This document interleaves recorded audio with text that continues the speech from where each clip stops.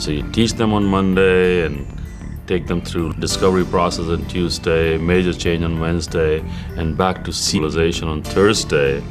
Then before they have articulated the argument that this is not going to work here, we are different, and because everybody has that, they're already away.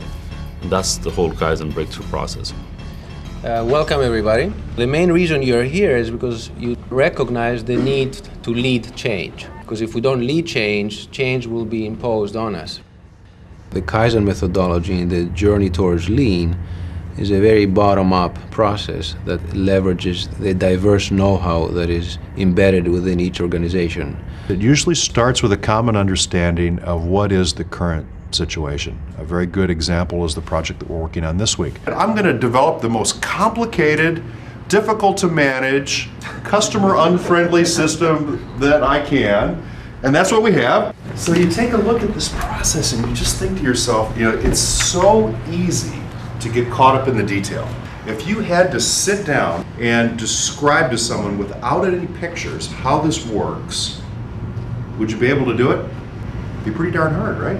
So this is actually just where it all happens. From here, it actually goes through the editing stage, the OEFS, the editing, and then it goes through the verification, and then it goes out to the factory, and the orders are placed. There's different codes here sometimes too. So anytime that there was a question, you would OEFS the order before you call the customer, so you can give them the order number? To be keyed.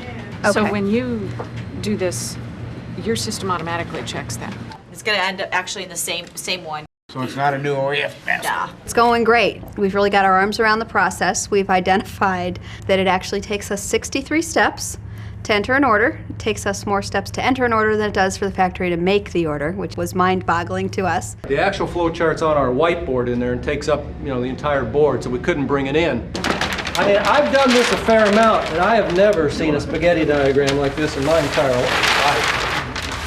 We thought we were overwhelmed with all of this flow, and then Jorge says, "Oh, but that's only half of it. Here's the rest of it." We've got total flow charts done. All our spaghetti drawings are done, and we're already into the brainstorming how to drop the process way back. It's going to go through. Today is Wednesday. What's happening here?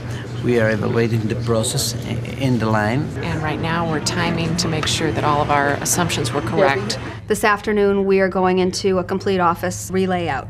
We'll have them pack up their things, and then we're going to start tearing down some walls. They're going to walk into a brand new work environment.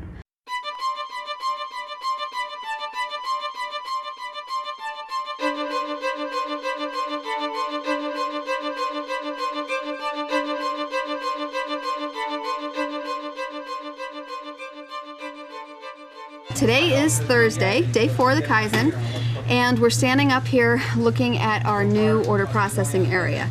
So what we've got now is a layout that's much more conducive to the flow of our work. We've looked at the process, torn it apart, found the value-added steps. We've gotten it down from 63 to 9. Yeah. There are a lot of things that we currently do that we will no longer have to do. Your in-keying review list? Gone. Doesn't exist anymore. You know why? Because you go from OEFS to keying review, done. The process that Lori showed earlier actually had 63 steps to it. There was quite a bit of batching, there was a lot of sorting, there was a lot of notations being made on reports that nobody ever looked at. There were 8 handoffs, there are currently 3. There were 2 loopbacks, we eliminated both of those. The travel distance went down from 133 feet to 10 feet. I know for myself this has been real exciting to try to think about how to apply these techniques and thought processes to a paperwork process versus actually building a product. The work went really well and the team really stayed focused as we drove hard on this project. A lean business system is an extremely important element of staying competitive in a world that's moving faster and faster. In business, it's one of 2 things. You're either making continuous improvement or you're slipping backwards because there's no such thing as staying still.